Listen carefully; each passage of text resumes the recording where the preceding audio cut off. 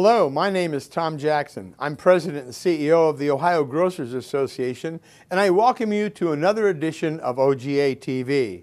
Our topic today is OSHA, which is the acronym for Occupational Safety and Health Administration that is administered and enforced by the U.S. Department of Labor. We have recently obtained information that indicates that the U.S. Department of Labor, OSHA Division, has increased their penalties from a typical $1,000 fine to a $4,000 fine, and they have increased the number of inspectors nationwide to make sure that OSHA is being complied with in all phases of business and industry. It seems like this horrible mining disaster in West Virginia just a few weeks ago has triggered a new interest and intensity for OSHA compliance. It's important that you understand what you must do as a retailer, wholesaler, or a business person with regard to safety and health protection on the job. And what I want to do in the next few minutes is just give you an overview of some of the things that are required. This is by no means a complete training session. However, we are using OGA TV to make all of you aware that OSHA is important, that you must be in compliance, and that you are required to do some training with many of your employees in order to meet the basic compliance regulations. So let's get started. First, you must have the OSHA poster prominently displayed, usually in a place where you would have other such required posters placed. I am pleased to tell you that OGA has made this process much simpler by combining all of the state and federal required postings onto one laminated poster that we refer to as a super poster. These are available for order on our website or by merely calling our office. There are a number of things that you must do to maintain and be in full compliance with OSHA. First, you must maintain an MSDS binder. An MSDS binder is a material safety data sheets document, and these sheets are record forms providing antidotes and other information on hazardous chemicals. So if someone were to come in contact with one of these hazardous chemicals, a material safety data sheet would guide you through the process of how to deal with that situation. And because something like this could occur at any time, day or night, your MSDS binder must be readily available and easily accessible 24/7 in your store or place of business. Furthermore, we recommend that you keep an identical MSDS binder in a secure place, such as a safe or a locked file cabinet, so that if any of these sheets turn up missing or need updating, you have a master that can easily use for updating purposes. The next area of compliance is hazard communication and the employee right to know. You must inform your employees of potential chemical products that they may be exposed to or come in contact with. This will also cover the important appropriate labeling of these chemicals. Another area that must be part of your training and the effective implementation of your OSHA program is that of controlling hazardous energy.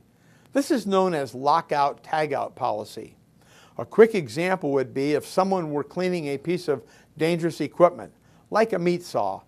It would be important to lock out the energy source while that person was cleaning or maintaining that equipment, so that there would be no way for it to be accidentally turned on and cause harm to the employee. General store safety guidelines is the next area of compliance. All employees must be trained and oriented to safe working habits. These safety procedures and practices cover everything from shopping carts, entrances and exits, sales floors, back rooms, and the list could go on. Not only is it important to do the training, but it is also important that every employee acknowledges this fact that the information has been covered with them and that they agree to abide by the policies and provisions that are established by your company. This documentation is important. While this has been a very brief overview, and I do mean brief, I can tell you that it could be a bit daunting. And if I were on the receiving end of this message, I would say, wow, that's an awful lot of material for me to deal with. How am I ever going to do all of this training? What materials do I need for the training? Well, I'm pleased to tell you that for several years now, the Ohio Grocers Association has produced a very effective OSHA compliance kit. And believe me when I tell you this, we have made it easy to use and very effective for our members.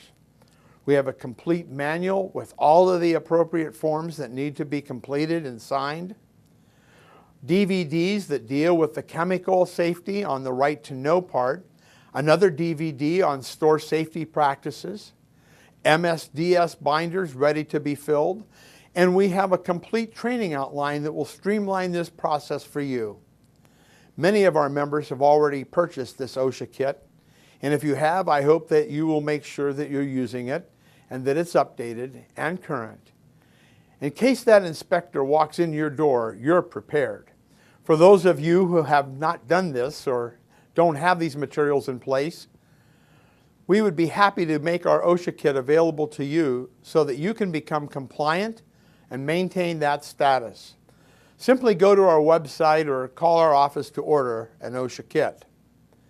I am very pleased and proud to be able to provide all of these tools to our members because it is a rather overwhelming task to remain in compliance, especially for our smaller members in the areas of OSHA and similar government regulations.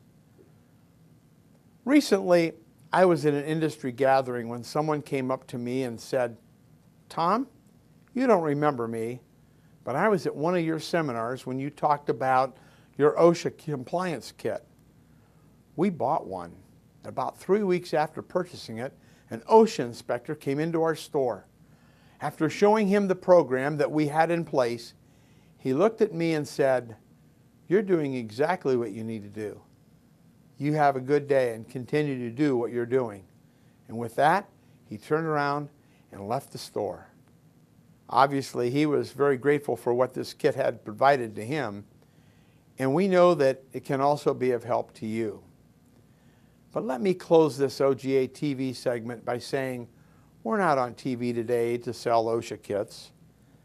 I'm not on OGA TV to tell you that I'm extremely concerned about OSHA inspectors coming into your store. I'm very concerned for many of your companies out there that you're not in compliance and that many of these things that they're going to be looking for could create a very expensive visit from the federal government. I'm concerned because everything I've read and heard is that they're ramping up in the U.S. Department of Labor to look for compliance in OSHA, the Fair Labor Standards Act, and other areas of compliance.